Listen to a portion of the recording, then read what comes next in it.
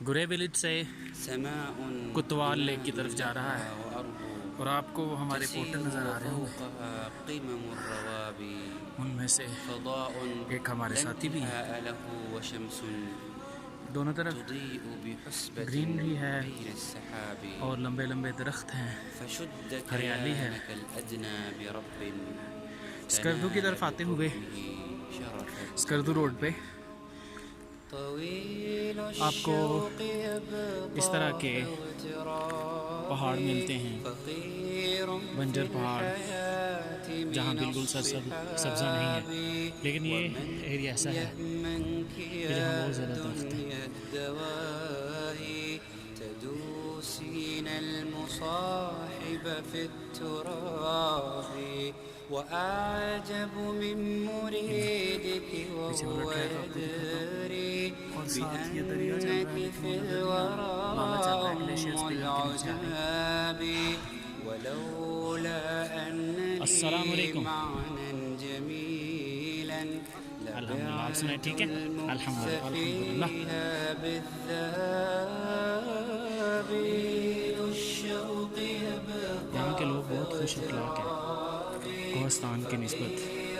في الحياة من الصحاب ومن يأمنك يا دنيا الدواهي چھوٹے چھوٹے قدموں کے ساتھ مسلسل کلائمبنگ کرتے رہنے سے اتنا محسوس نہیں ہوتا، اور خصوصاً وہ لوگ جو ایتھلیٹس نہیں ہیں وہ اس طرح سے ہائکنگ کر سکتے ہیں چھوٹے چھوٹے قدموں کے ساتھ مسلسل چلنے سے۔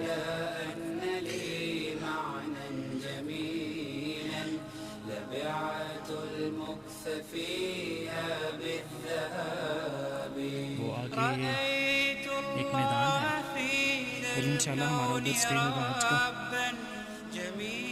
اور وہاں سے ہمارے گائیڈ کہہ رہے ہیں کہ 2-2.5 گھنٹے کے فاصلے پہ گلیشیئرز بھی ہیں،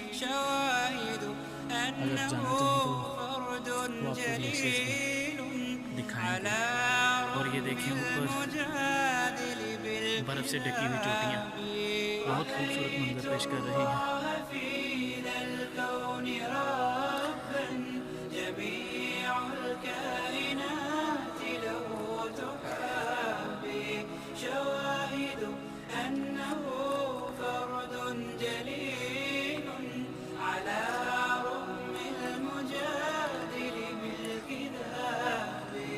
تأمل قدرة الرحمن ينظر سيهديك التأمل یہ اللہ کی نشانیاں کہ اس نے پہاڑوں کو میخوں کی طرح زمین میں گاڑ دیا، اور یہاں پہاڑوں پہ اونچے اونچے درخت اس کی ذات کی کبریائی کی بہت بڑی دلیل ہے۔ غور کرنے والوں کے لیے ان پہاڑوں میں، یہاں پہ اگنے والے درختوں میں اور رستوں کے ساتھ چلنے والے ندی نالوں میں اور چنگاڑتے ہوئے دریاؤں میں، خاموش نالوں میں بے شمار نشانیاں۔